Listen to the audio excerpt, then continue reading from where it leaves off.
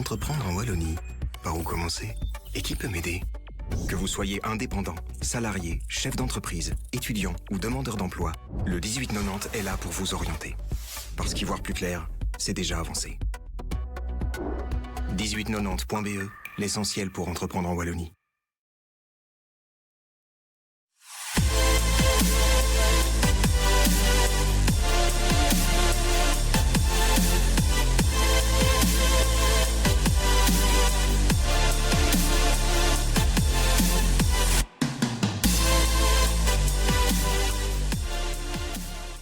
Julien et Pierre-Yves ont concrétisé leur ambition, créer un espace de coworking durable à Anderlecht. À chaque étape de leur projet, un conseiller du 1819 leur a donné les infos dont ils avaient besoin pour avancer. Faites comme eux, appelez-nous au 1819 ou visitez 1819.brussels. Entreprendre à Bruxelles, c'est plus simple quand quelqu'un est là pour vous guider.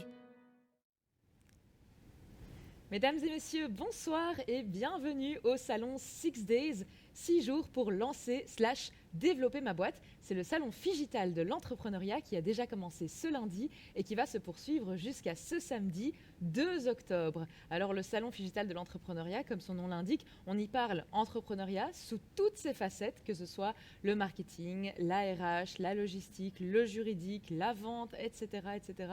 Tout au long de la semaine, il y a un tas de sessions qui répondront à toutes vos questions, quelles qu'elles soient. Je m'appelle Emna Chaouch et je serai votre hôte pour la session d'aujourd'hui qui va durer 45 minutes. Cette session aujourd'hui, ce soir, elle va être tant outillante qu'inspirante puisque nous allons partir à la découverte d'une entreprise du nom de Fiteco.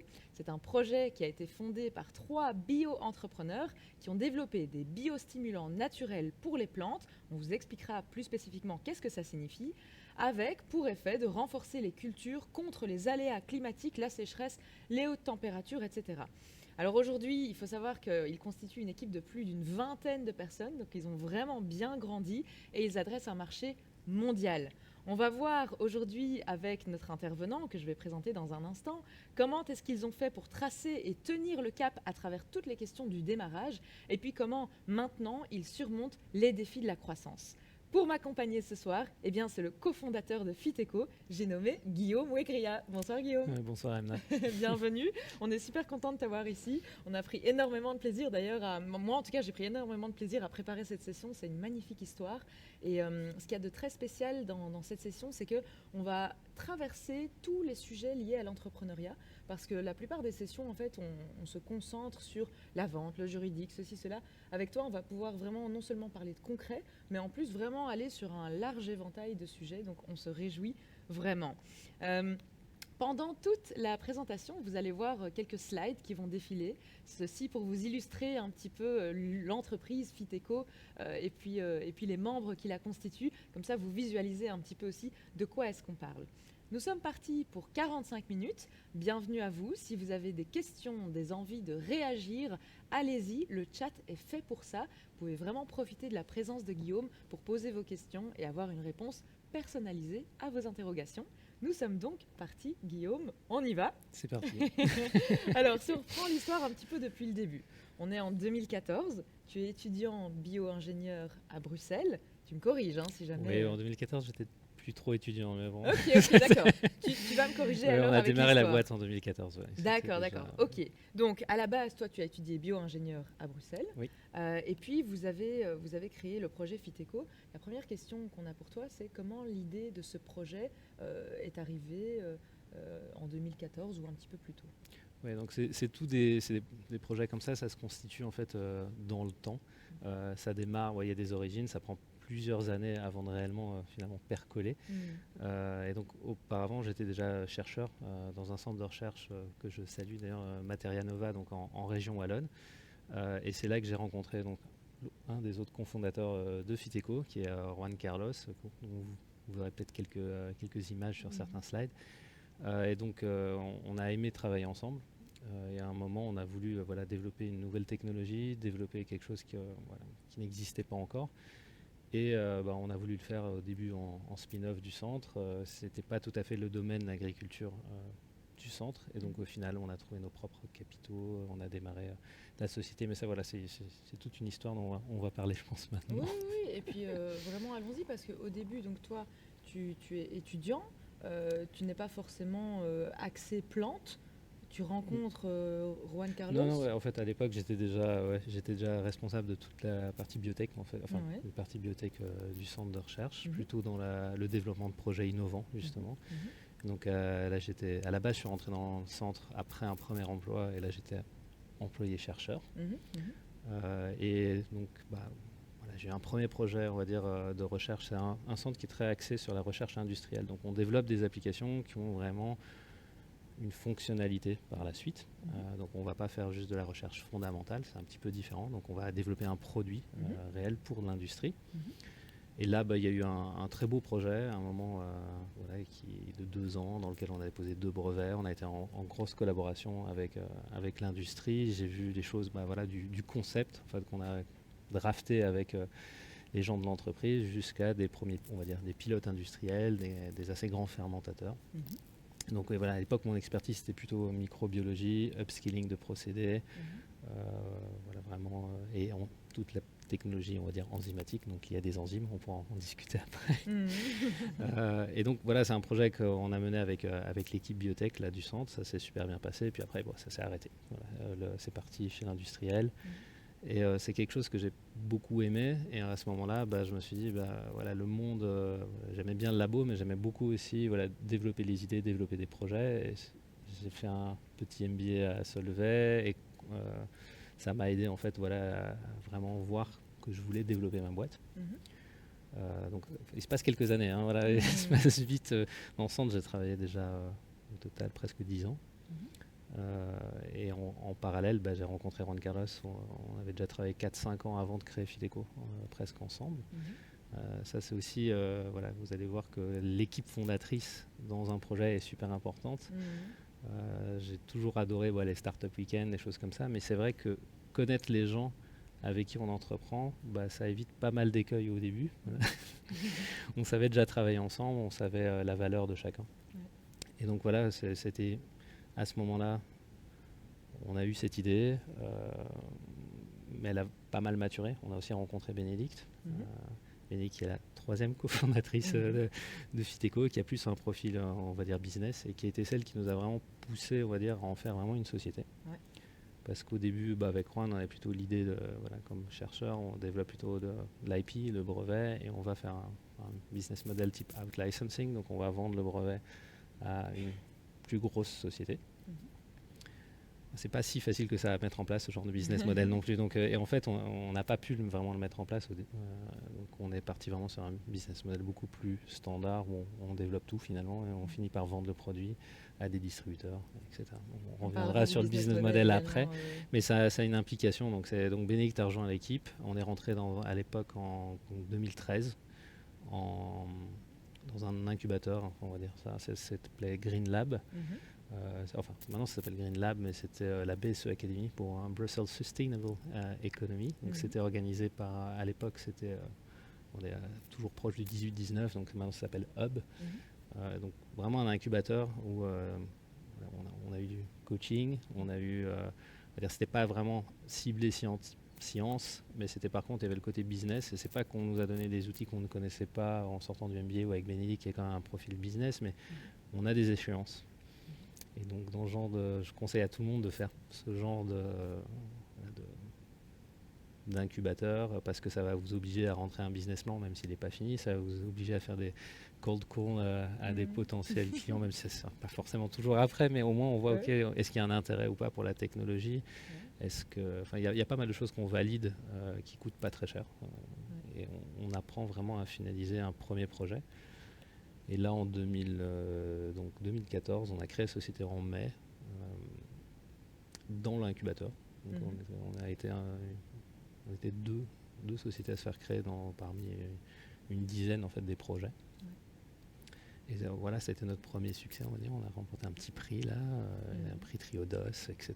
Et puis ça, on dit okay, c'est tout petit, mais au début c'est énorme. Au début, rassembler toutes ces économies, tout ce qu'on a pour créer cette boîte, alors qu'on est plutôt chercheur, donc on n'a pas non plus des salaires incroyables. C'est ça qui a vraiment mis les fondations de la boîte. Et après, voilà, on peut parler de l'idée elle-même, mais ça c'est un peu plus scientifique. On va y venir dans un instant.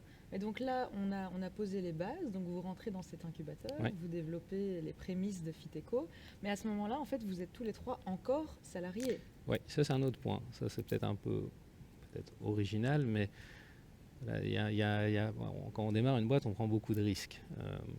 On n'a pas tous le même âge. Bénédicte est plus jeune, Rohan est un peu plus âgé, je ne vais pas dire beaucoup plus âgé, parce que sinon il va m'en vouloir après. Non, il ne regarde pas, il est à l'étranger. mais bon, voilà, on n'a pas tous les mêmes aspirations non plus. Juan Carlos, vraiment, il est drivé par la science, par développer des nouvelles choses. Bénédicte était beaucoup à l'époque orientée plutôt business. Maintenant, elle se charge vraiment de toute la partie, finalement, c'est la COO, on va dire, donc toute la partie organisation de la production, logistique, etc., des ressources humaines, puisque maintenant on a des beaux plans de recrutement à venir. Donc voilà, on a chacun trouvé notre place. C'est ça qui est important aussi dans le trio de départ. Et voilà, c'est vraiment des étapes qui sont clés. Et donc oui, c'est la question, désolé. Je partais déjà en live. C'est vraiment... on est resté salarié. Bénédicte travaille toujours dans une autre start-up. Puis à un moment, elle a changé, mais c'était la première à vraiment prendre le projet à mi-temps à un moment. Et Rohan et moi, on était toujours employés du centre et on a fait une sorte de phasing out sur plusieurs années, parce que déjà dans le centre ça se passait très bien, on ne voulait pas forcément nous laisser partir non plus. Et de l'autre côté, on n'avait pas de fonds pour se financer, on a chacun des crédits, il fallait quand même une prise de risque. Il y a une prise de risque. Parce que vous croyez réellement au projet et c'est ça que vous avez envie de faire. Oui, et on a engagé des gens aussi, parce qu'il y avait aussi quand on développe des procédés, on va dire, technologiques, il y a aussi des expériences au laboratoire, donc c'était plus facile pour nous de drafter certaines expériences, de vraiment d'une certaine manière d'idée, diriger la science, et aussi avoir des gens qui travaillent dans le labo et qui font les expériences. Je suis ravi de dire qu'ils sont toujours là, après 8 ans. Tu dis que vous avez engagé des gens, mais en même temps tu dis on n'avait pas énormément de moyens. Oui, ça c'est venu après. Des crédits, donc comment est-ce que vous vous êtes permis financièrement d'engager des gens? Alors, donc Fiteco a démarré en 2014, et donc première chose, quand on veut développer un produit vraiment technologique sur de l'IP, on est vraiment dans on peut préciser ce que c'est? De la propriété intellectuelle, sur vraiment des nouvelles technologies. Donc il y a vraiment beaucoup de recherche. Donc Fiteco, en 2 mots, on développe des nouvelles molécules. Donc faisons un petit point. Qu'est-ce qu'on fait? C'est pas sorcier, non, peut-être pas. C'est vraiment. À la base, vraiment, on va déjà dire, on développe des molécules. Donc on développe pas des produits finis. On refait pas juste. On met pas de la couleur sur quelque chose. On a très peu de marketing, mais on a vraiment des laboratoires. Et l'objectif de Fiteco, c'est vraiment remplacer les molécules chimiques qu'on utilise aujourd'hui dans l'agriculture par des bio-intrants, donc des molécules définies mais qui sont bio-basées, donc non issues du pétrole. Donc qui sont normalement aussi non toxiques, biodégradables, qui ont pas mal d'avantages, mais on veut essayer d'avoir la même performance que dans les produits agrochimiques classiques. Le premier produit qui avait été développé, c'est un produit qui permet aux plantes de mieux résister à la sécheresse. Donc on avait un grand axe en 2014 quand on a commencé à travailler sur cet aspect-là, sécheresse, chaleur. Et donc on voulait avoir une molécule qui venait activer le mécanisme de défense naturelle, le système immunitaire, si on veut, de la plante envers la sécheresse. Ça, c'était notre premier gros succès. Donc on avait le prototype, on avait déjà l'idée, on avait déjà un premier prototype quand on a créé la boîte. Tu dis pour protéger le système immunitaire de la plante, donc c'est un petit peu comme si c'était un vaccin? Ça marche, il faut faire attention avec ça, parce que c'est pas vraiment un vaccin, parce qu'on n'est pas sur les pestes, donc on n'est pas sur les maladies, mais ça marche de la même manière, ça vient éliciter le système. Des vitamines ou un booster? Voilà, on peut dire ça, un booster, des vitamines. Ça, c'était le premier produit. Et après, on peut aller dans les détails, mais l'idée est toujours de développer des nouvelles molécules. Donc soit le deuxième produit, ça permet de réduire en fait l'utilisation d'herbicides chimiques en champ. Là, on a des super résultats pour le moment. Ça, c'est le next step, on va dire. Cette première molécule dont on parle, on a commencé à développer en 2013-2014. Aujourd'hui, elle se vend. Ça donne une idée du timing de ce genre de développement. Et donc, pour revenir vraiment à ce qu'on disait juste avant, du financement nécessaire pour développer ce type de produit. Voilà, on n'est pas dans du biopharma, mais on n'est pas très très loin quand même en termes d'investissement. Et donc maintenant le deuxième est en train de... On a appris, on va un peu plus vite aussi. Il sera peut-être là dans 2-3 ans. Et le troisième qui est en développement maintenant au niveau du labo, il va se vendre dans 8 ans si tout va bien. Donc on a des phases vraiment importantes. Et par exemple pour le troisième, là on est plus sur du biofongicide, biopesticide. Et là, en termes d'investissement, même juste au niveau réglementaire, il faut vite 1-2 millions d'euros juste d'investissement pour passer tout ce qui est normes, etc. Avec le produit. Et en plus de ça, tu as tous les investissements R&D avant pour développer la molécule, les tester, les tests en champ, etc. Donc aujourd'hui, sur le premier produit, on a mis peut-être, si on regarde tout le capital qui a été mis dans Phyteco, quasi 5 millions. C'est pas des gros montants comparé à d'autres sociétés dans le secteur. On a toujours été très lean, mais ça reste... c'est pas ce qu'on a sur son compte épargne au début. Ouais, malheureusement. Donc il faut trouver une solution. Donc Oui. on est là, on a une petite société qui fait 18 000 euros de capital. À l'époque c'était comme ça a un peu changé maintenant. On peut faire des sociétés à 1 euro, c'est assez chouette, mais bon, ça n'empêche pas qu'il faut quand même financer à la hauteur du business qu'on veut faire. Et justement, donc ce premier financement, si c'était le premier en tout cas, il me semble c'était via Innoviris. Exact, et je la remercie encore parce que aujourd'hui c'est eux qui ont vraiment permis finalement la pérennité de la boîte. C'est pas le seul financement qu'on a eu de leur part. Donc Innoviris. Comment vous avez accédé déjà à ce premier financement? Innoviris déjà c'est pour ceux qui ne connaissent pas, c'est on va dire c'est l'institut bruxellois pour la recherche, donc qui donne des aides comme la DGO6 par exemple en région wallonne ou Vlaio en Flandre, donc et qui viennent donc soutenir en subsidiant une partie de la recherche ou totalement. Et là, ils ont une super offre, donc je dis à tout le monde, faut les regarder. Donc ils ont, ça s'appelait Rise à l'époque. Aujourd'hui, je pense que c'est juste Startup. Donc ils ont des prix de 500 000 euros de financement total. Donc c'est des subsides à fonds perdus 100%. Donc on peut récupérer 500 000 euros pour implémenter un plan stratégique d'innovation. Donc il faut vraiment quand même une petite valeur innovante. C'est vraiment des développements soit scientifiques, mais ils font également ça dans l'IT, etc. Jusqu'à 500 000 euros. Et donc c'est ça qui nous avait permis vraiment d'engager les premières personnes, d'avoir nos propres labos et vraiment de démarrer concrètement la boîte, déposer les premiers brevets, etc. Faire les premières preuves avec les clients. Et c'est comme ça que vous avez pu du coup engager aussi les premiers collaborateurs. Ouais, et puis il faut se rendre compte qu'on ne va pas avoir des investisseurs à ce moment-là avec des concepts, des prototypes et pas un minimum d'assets, d'actifs, de choses qui commencent à être prouvées. Et donc, on a tendance à dire attendez peut-être pas le plus tard possible, mais pour prendre des fonds et prendre des fonds avec les bonnes personnes aussi. Ok, on reviendra sur ce point, c'est très important. Alors, la raison pour laquelle on était hyper content de t'avoir, Guillaume, ce soir, c'est parce que tu représentes vraiment l'exemple d'un véritable projet à impact. Qu'est-ce qu'on entend par là? Donc ici, là, on est au Salon 6D, c'est le Salon Figital de l'entrepreneuriat, donc on parle d'entrepreneuriat, mais cette année, plus spécifiquement, il y a une sous-thématique qui est transversale à tout le salon, c'est l'impact.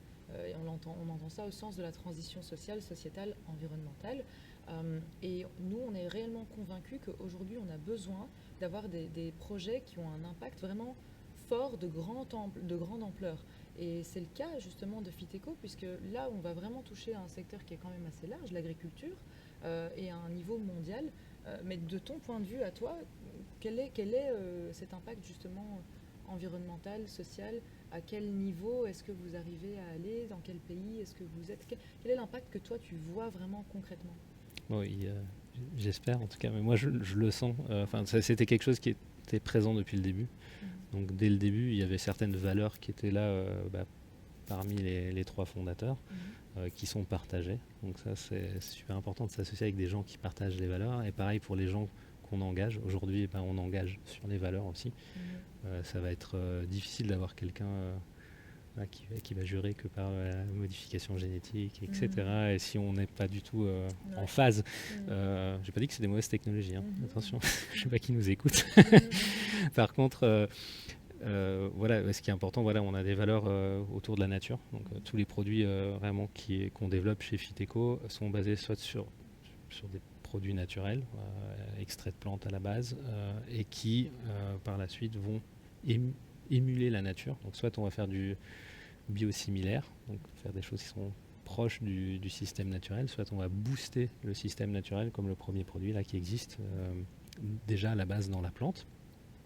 On a tous nos process qui sont, on dit environmentally friendly, hein, donc l'idée c'est que la façon après dont on synthétise ces molécules et dont on les développe, c'est des procédés de chimie verte qui sont dans un milieu aqueux, à basse température, c'est-à-dire en température ambiante, donc on ne chauffe pas les réactions.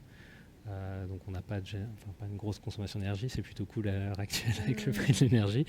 On utilise des enzymes, donc pas de catalyseur chimique, et des procédés de purification qui sont assez simples, quoi.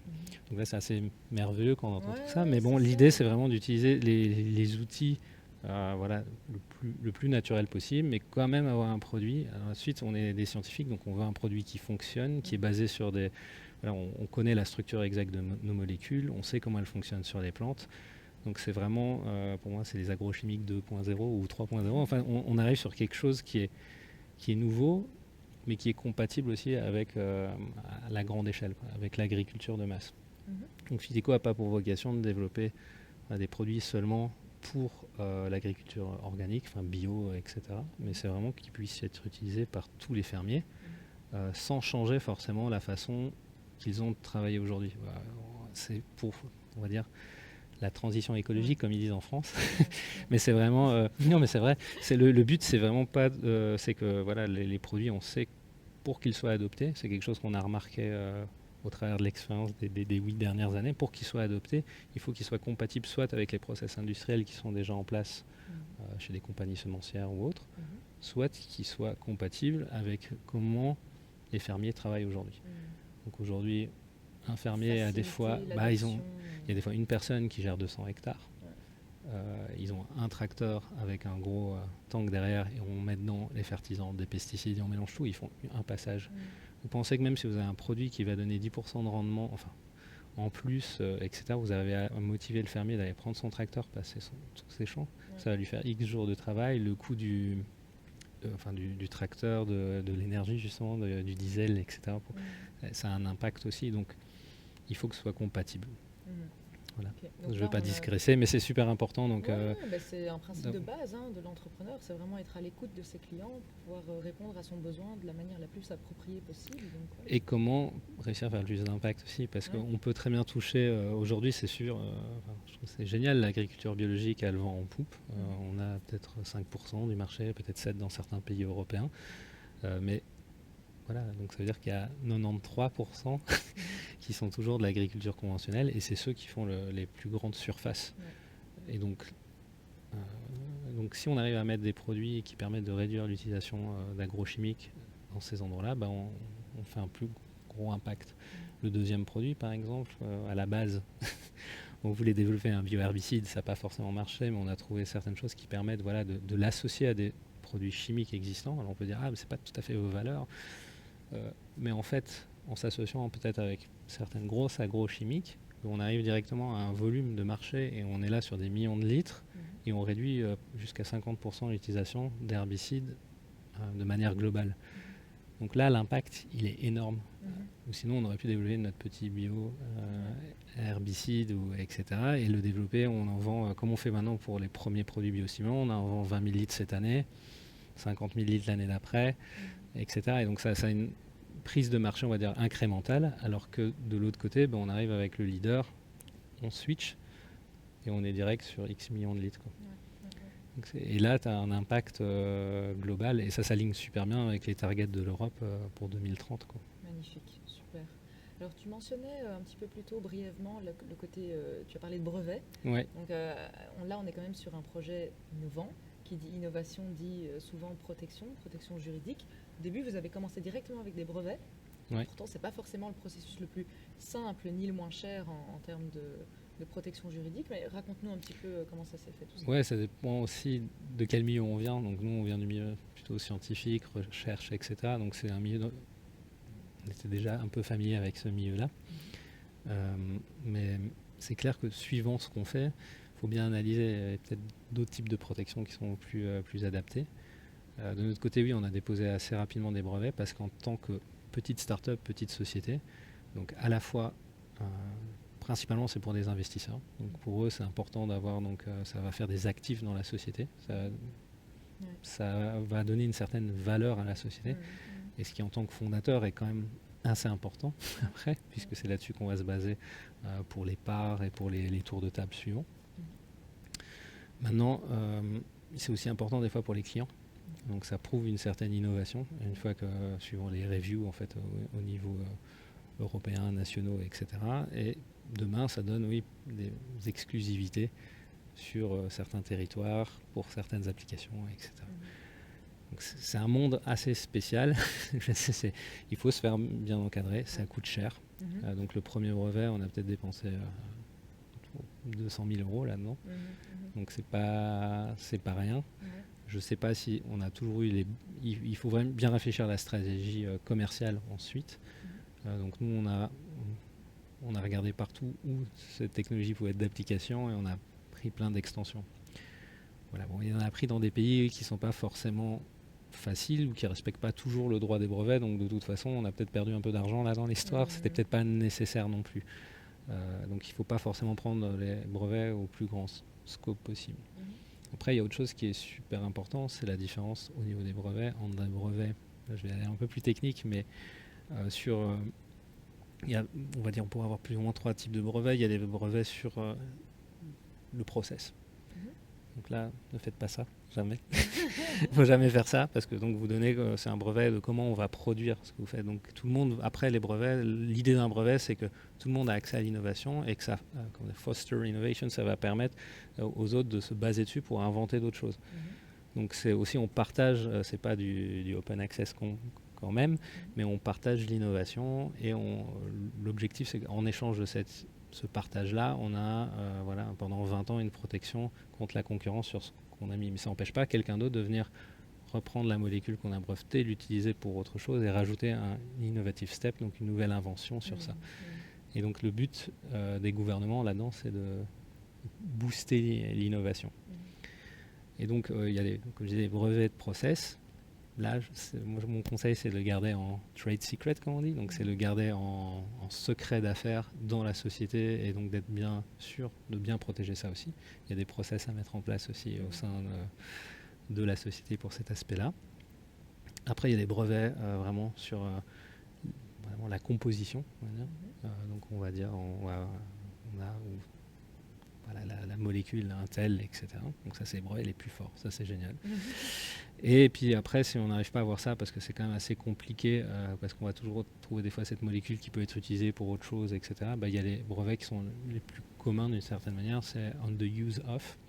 C'est pour l'utilisation du produit. Donc on peut bloquer par exemple l'utilisation de cette nouvelle molécule pour toute utilisation en agriculture, etc. Voilà. Ça, dans notre cas, comme ça peut être d'autres choses, on peut maintenant quelqu'un pourrait breveter telle molécule pour une utilisation dans un autre secteur.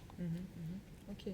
Très bien, donc ça c'est au niveau de la protection via les brevets. Tu parlais justement de l'importance d'avoir une bonne stratégie commerciale en place, puisque c'est en lien aussi avec les brevets, puisque vous aviez réfléchi, ok, dans quel pays est-ce que ça pourrait être pertinent, ok, donc on va mettre ou étendre le brevet là. Est-ce que dès le départ, pour vous, vous aviez prévu d'être internationalisé? Parce que je précise que vous êtes là maintenant aux 4 coins du monde, donc aux États-Unis, en Amérique latine, en Europe et dans plein d'autres pays. Donc est-ce que dès le début, vous aviez imaginé cette échelle internationale? Pour être franc, oui, en fait, mais parce que quand on développe un produit pour la sécheresse, surtout en 2013-2014, on n'avait pas les sécheresses qu'on a eues ces dernières années en Belgique. Donc non, c'était déjà un projet à vocation plutôt internationale. Et les premiers développements qu'on faisait, on travaillait beaucoup avec l'Amérique latine parce qu'on avait déjà développé. C'est aussi, on capitalise aussi sur le portefeuille de contacts, connexions qu'on a. On avait déjà développé par le passé des produits pour des sociétés dans le domaine en Amérique latine. Donc les gens qui vous ont fait confiance pour un certain projet, produit, s'ils savent que vous êtes bon, ils ont tendance à être, c'était nos premiers early adopters, on va dire ça comme ça, et ils nous ont pas mal aidés. On a fait pas mal de tests en champ avec eux et ça a permis de faire des itérations sur le produit et d'améliorer les choses. Donc il y avait déjà cet objectif d'aller à l'international. Maintenant, la stratégie, on avait une certaine stratégie, mais je pense qu'elle a pas mal évolué au fur et à mesure du temps. Donc, il faut se dire que, vu ces développements-là, on devait arriver sur le marché en 2019-2020, déjà avec des belles ventes, près du million d'euros. On a même reçu une commande pour l'Amérique latine. Et là, le Covid est arrivé. Ça et d'autres choses aussi, d'autres accords entre sociétés, etc., qui a fait que ça s'est tombé à l'eau direct. Les gouvernements étaient en Amérique latine complètement figés. On n'a pas eu l'enregistrement de notre produit. Donc nos produits sont soumis à un enregistrement préalable, comme ici en Belgique, au SPF Santé. Et donc du coup, si tu n'as pas ton enregistrement, tu peux pas vendre, tu peux pas. Et donc impossible d'y aller. Donc c'est quelque chose qui est ça, c'était la première partie de la grosse stratégie. On était sur le soja, donc forcément soja, Amérique latine. Finalement, on commence à avoir les enregistrements maintenant dans certains pays d'Amérique latine, donc ça prend beaucoup de temps quand on n'est pas sur place. Et le Covid a eu le fait qu'on on s'est recentré sur l'Europe, donc changement de stratégie. On avait quand même décidé à ce moment-là aussi de quand même commencer les États-Unis.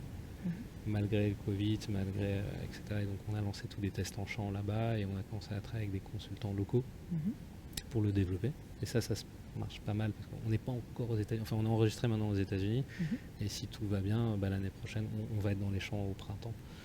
Donc ça, c'est plutôt cool. Donc ça a marché. Mais il faut aussi, on a des stratégies. Chez nous, on prend des décisions qui vont aboutir dans 4 ans à peu près.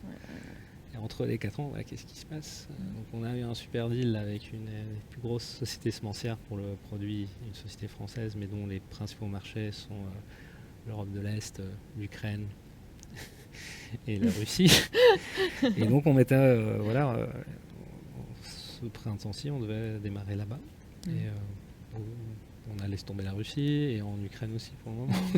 Donc ça change un petit peu les forecasts. Il y a des impacts comme ça. Ça, c'est la vie d'entrepreneur. C'est génial que tu parles aussi de ces choses-là. Et il y a des plans. Il faut être assez agile. Et donc on a, en tant que petite société, même par rapport à d'autres qui ont peut-être levé beaucoup plus de millions, qui sont un peu plus nombreux, on va garder un peu plus d'agilité peut-être.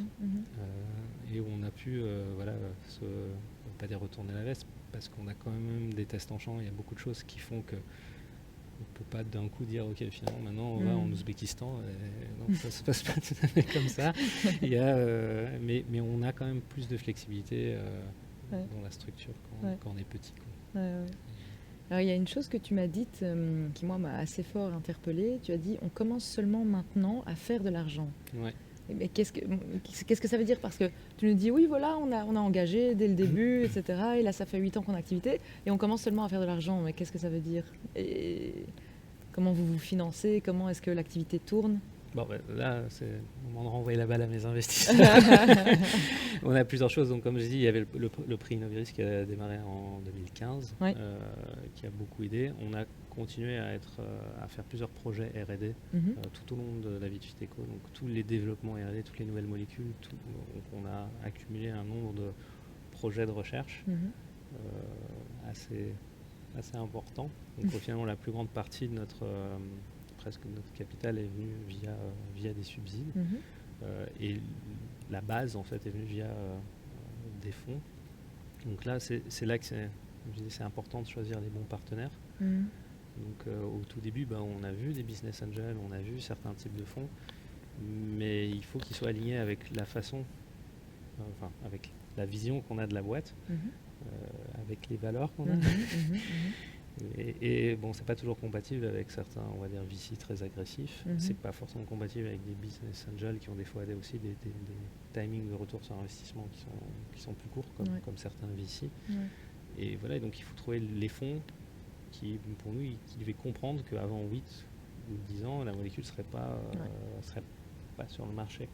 Donc là, nous, dans le capital, on a Innovation Fund, donc c'est le fonds de la fédération belge de chimie et de biotechnologie, donc c'est Essentia, donc qui nous supporte depuis 2016 et c'est un des investisseurs d'une société en catalyse aussi qui a réinvesti un second tour de table en parallèle, et donc qui ont cette vision partagée donc de réindustrialiser l'Europe avec des technologies propres, qu'on va créer une boîte ici, pas seulement forcément faire quelque chose pour le vendre demain à Syngenta ou Bayer. Et donc on est en train vraiment de créer une équipe. Bien sûr, on l'a fait à la belge, petit à petit. Et aussi, voilà, on n'a pas trop dépensé. Je pense que le modèle est en train de changer aujourd'hui parce que, comme on dit, on commence à faire de l'argent. Donc on commence à avoir validé, il y a des preuves de concept, preuves de business maintenant. On a plus d'une vingtaine de ventes répétées avec certains des acteurs. On arrive aux millions d'euros. Ça fait quelque chose qui devient un petit peu plus tangible, tout simplement. Mais ça prend du temps. Et maintenant, le premier produit fait que les deuxièmes vont plus vite parce qu'on nous connaît. Là, on est en phase d'accélération. On touche direct les clients qu'on veut.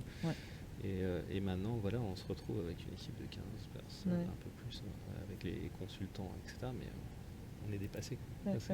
Mais c'est un bon problème. Voilà. Donc si vous voulez appliquer pour les postes, regardez notre site web, les annonces sur LinkedIn. On cherche pas mal de gens. Sur l'année prochaine, on a un plan de croissance qui va être...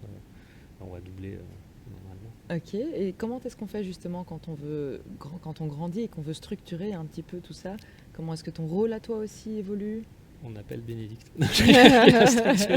Non, il y a plusieurs choses. Donc on a le fait qu'on ait eu un fonds pro, on va dire ça comme ça, un vrai VC, même s'ils sont ce qu'on appelle evergreen. Donc c'est des fonds qui n'ont normalement pas de durée déterminée, parce que la plupart des fonds vont avoir des périodes d'investissement et donc des périodes d'exit par la suite. Et donc ce qui veut dire qu'ils doivent revendre leur participation, donc ce qui met beaucoup de pression sur les fondateurs. C'est pas qu'on n'a pas de pression, mais ici on est sur des gens qui sont plus sur le long terme. Ça n'empêche pas qu'ils ont, depuis 2016 on a un board. On a donc des gens du secteur et des gens, d'autres entrepreneurs qui sont dans le board, qui permettent aussi de nous aider à structurer Fiteco. Je les remercie beaucoup. Ça aide. Pour nous, c'est ce qu'on appelle en anglais un sparring partner. Donc on a le management, on a des idées, on développe. On a développé ce qu'on voulait comme structure, l'organigramme, pour arriver à faire le plan. Ils l'ont challengé pas mal. Et on arrive aujourd'hui avec autre chose. Et ils ont bien poussé aussi pour dire que c'est le moment. On le sent du côté commercial qu'aujourd'hui il faut y aller. Et là, après l'implémenter, on a des personnes qui sont très bonnes dans l'implémentation dans l'équipe. Ok, donc Bénédicte, quel type de profil est-ce que tu recherches pour ceux qui nous regardent et qui seraient potentiellement intéressés? Oui, forcément, on va avoir beaucoup de demandes sur du bio-ingénieur, des études qui ont bien la cote ici en Belgique, donc, qui ont une bonne base scientifique, mais pas forcément pour aller travailler que dans le labo. Donc là, on a des gens qui vont rejoindre l'équipe vraiment en sciences pures. On a quelques-uns qu'on recrute pour le moment, mais on va rechercher aussi beaucoup de business développeurs, mais pas des business développeurs qui ont une connaissance technique. C'est-à-dire qu'ils doivent comprendre soit le côté biochimique, soit le côté vraiment agronomique. Et ça, c'est quand même aujourd'hui des profils où on a un peu plus de mal. On ne demande pas des vendeurs, c'est vraiment des gens qui doivent comprendre la technologie, l'expliquer. Nos clients sont techniques. Et donc, et ensuite, eux vont faire vraiment les ventes et toute l'autre partie. Mais on doit avoir, aujourd'hui, on se cherche des gens dans ce domaine-là, ça c'est clair. Alors, tu parlais de Bénédicte, oui. Tu l'as mentionné plusieurs fois. On a dit au début que c'était la 3e membre de l'équipe, donc l'une des cofondatrices de Fiteco, mais c'est aussi ta femme. Donc ça, c'est arrivé dans le parcours. C'est arrivé dans les péripéties de la construction de Fiteco. Donc c'est ta femme aujourd'hui, et puis vous êtes également parent de 2 enfants, dont le parrain est Juan Carlos. Ouais, 3e fondateur. Ouais, ok. Donc c'est une boîte familiale avec des investisseurs. C'est. Le fait est qu'on a passé 60 heures par semaine au moins, et franchement c'est au moins, à travailler ensemble. On partage beaucoup de choses, on se voyait, on travaille ensemble tous les week-ends. Donc forcément ça fait des liens. Je ne sais pas quoi dire de plus que. Mais comment tu gères l'équilibre? L'équilibre, il n'y en a pas du tout. Comment? Pas du tout. Non, aujourd'hui c'est un petit problème. Non, c'est vrai que les choses, on le gère bien, mais la frontière est pas très définie. On amène beaucoup de travaille à la maison, surtout Bénédicte et moi, mais Juan aussi. On est très motivés par ce qu'on fait. On adore ce qu'on fait. Voilà, ça a tendance à prendre pas mal de place. Donc ça, il faut le savoir, quoi. C'est pas, on n'a pas des vies tout à fait, on va dire, standard. Mais voilà, on est en train d'essayer de travailler dessus justement. Et une des autres idées, c'est voilà, on va staffer aussi dans le management, top management d'Amphithéco. Et donc d'avoir des personnes qui vont être responsables. On a déjà des personnes, on a déjà recruté les dernières 2-3 années, voilà, un directeur des ventes, on a une personne qui s'occupe de tout l'aspect réglementaire. Et on voit qu'on y gagne, y gagne un petit peu pour respirer. On va sûrement avoir un CFO aussi dans l'année qui vient. Pour le moment, c'est du travail du week-end. Donc, à partir du moment où tu commences à jongler avec plusieurs millions, il y a une personne dédicacée à ça, ça devient nécessaire. Donc, voilà. Au niveau de la gouvernance, comment ça se passe? Donc, vous êtes 3 cofondateurs. Il y a aussi les investisseurs. Comment sont prises les décisions? Alors, au niveau des... en fait, on propose. Et donc, on va avoir des boards de manière assez régulière. Le board est là pour nous servir de sparring partner. Ok. Alors, par rapport, justement, tu disais que là, vous êtes vraiment aux États-Unis, en Amérique latine, en Europe. Avant le Covid, tu voyageais pas mal pour pouvoir rencontrer les clients. Aujourd'hui, est-ce que c'est encore le cas? Aujourd'hui, heureusement, voilà, on structure une équipe de vente, donc ça c'est assez chouette. Ça permet justement de voir un peu plus ses enfants avant d'avoir des gens dans l'équipe. Et puis des fois, quand on part sur des grands déplacements comme ça, c'est toujours bien d'être des fois doux, technique un peu plus commerciale. Mais donc ça aide. Et puis on essaie aussi de minimiser, comme toute société, nos déplacements. C'est pas qu'on aime prendre l'avion. Par contre, il est vrai, en tout cas de notre expérience, on ne fait que du business avec les personnes qu'on connaît, les personnes qu'on a rencontrées.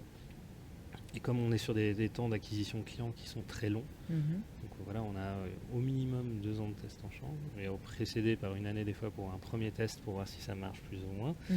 Bon, ça a tendance à s'accélérer plus le produit commence à être connu, mais donc on est donc sur 3 ans de test en champ, donc avec des années complètes, et après de la négo. Donc on va prendre moins de 4 ans avec un client pour vraiment commencer à faire des ventes, c'est difficile. Donc ces gens-là, ça devient des amis, quoi. On doit les voir au moins une fois par an. Une fois qu'on a vu, au moins une fois, après on peut faire des Teams. Mais il faut que les premières fois, voilà, on ait ce contact, que les gens, pour être honnête, tombent amoureux du produit aussi, parce qu'eux vont le revendre en interne. Ce sont des grosses structures. Et c'est nos premiers ambassadeurs. Donc, ok, très bien. Donc, voilà, on voyage quand même un peu. Et puis on fait aussi pas mal de conférences scientifiques ou de dissémination.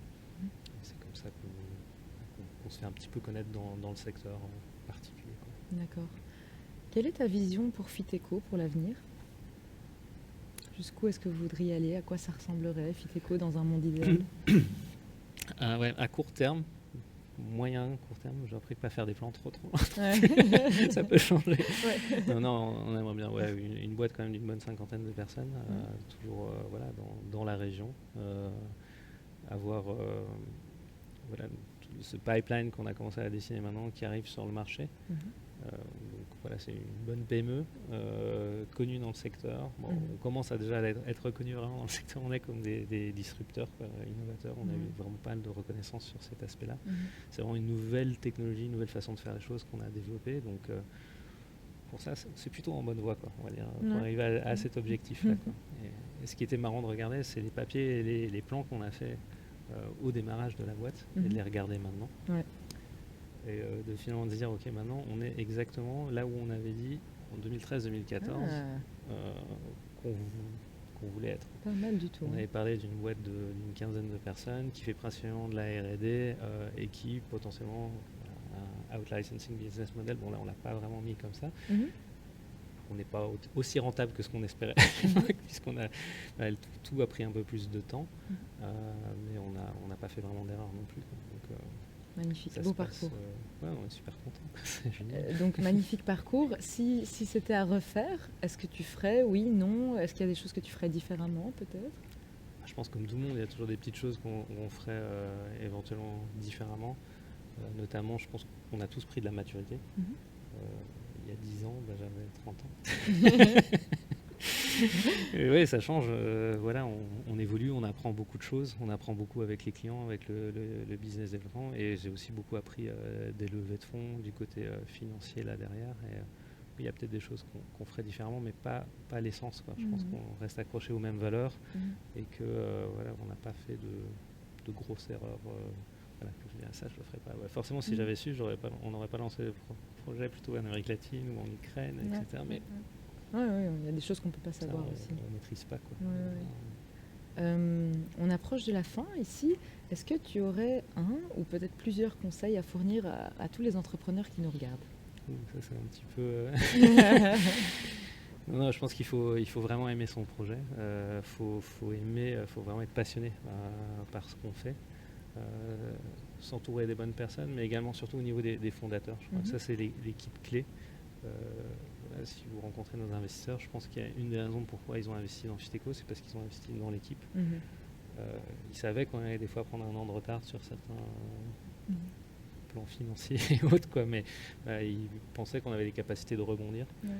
Et voilà, faut pas être amoureux de son produit, hein, mais faut être bien aligné avec ce qu'on veut faire. Ça, c'est vraiment le conseil. Ouais, voilà, et voilà, si on peut faire de l'impact. Et voilà, et ne pas être, pour être entrepreneur, il faut vraiment ne pas être pessimiste, quoi. Ça, c'est clé. Et aujourd'hui, on est dans un monde un petit peu, on va dire, morose. On a quand même pas mal de mauvaises nouvelles tous les jours. Et si on n'arrive pas à reprendre le dessus et se dire que, voilà, nous, on propose une solution, mais je pense que dans le salon, il y en a pas mal qui proposent d'autres solutions. On en voit tous les jours. Il y a vraiment moyen de changer les choses. Et, faites-le, il faut le faire. Et voilà, chacun a sa méthode. Hein. On a plusieurs façons d'arriver. Il y a plusieurs chemins pour arriver à Rome. Mais merci beaucoup, Guillaume. C'est vraiment super d'avoir un véritable témoignage pour prouver et illustrer le fait qu'effectivement, c'est possible d'entreprendre et d'entreprendre avec impact. Voilà, donc c'était ça le mot de la fin. Vraiment, merci, c'était un super moment. J'espère que vous aussi, vous avez apprécié, que vous avez passé un moment utile et agréable en compagnie de Guillaume, que vous avez appris plein de choses. Et effectivement, comme il le disait, il y a plein d'autres projets qui existent et qui sont mis en place pour illustrer l'entrepreneuriat à impact. Et justement, si vous voulez en découvrir, il y en aura demain, le jeudi 29 septembre, Wikipreneur organise justement l'Impact Day avec un village éphémère de 13 à 18 heures dans lequel on va regrouper une trentaine de startups et scale-up à impact qui vont venir montrer leurs prototypes de projets et on croit que c'est le futur pour la planète, pour les hommes, pour les femmes. Donc l'accès est libre, vous êtes les bienvenus et puis ça sera suivi par un panel de discussion à partir de 18h30 avec plein d'acteurs qui viennent du monde politique, du monde des entrepreneurs, du monde des activistes, du monde des grandes entreprises. On va challenger un petit peu toutes les croyances, tout ce qui se passe pour aller vers des solutions ensemble. Et puis, forcément, par la suite, on continuera avec un cocktail networking et puis la fête parce que c'est important quand même de s'amuser. Il faut rester optimiste. Et rester optimiste, exactement. Voilà, merci beaucoup pour votre présence. Il ne nous reste plus qu'à vous souhaiter une très belle continuation dans tous vos projets entrepreneuriaux. À bientôt. Merci, bonne soirée.